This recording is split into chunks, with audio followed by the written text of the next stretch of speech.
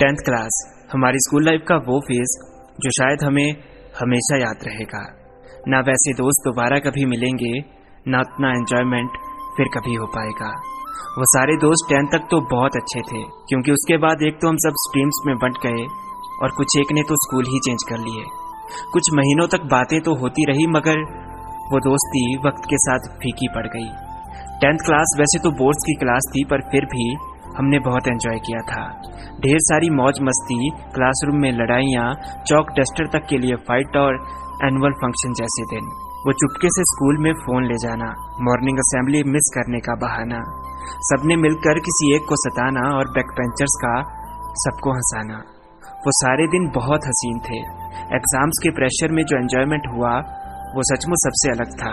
वो टीचर्स के ताने और अंतराक्षरी के गाने, क्लास में गेम्स और 10th वाली क्रश, हर चीज़ हमें बहुत याद आएगी।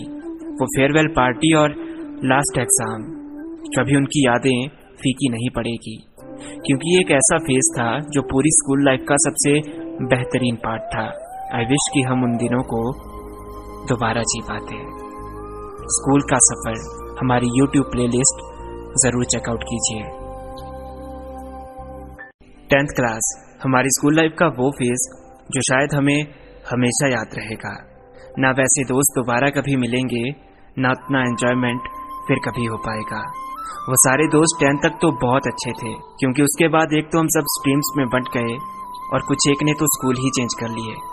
कुछ महीनों तक बातें तो होती रही, मगर वो दोस्ती वक्त के साथ फीकी पड़ गई।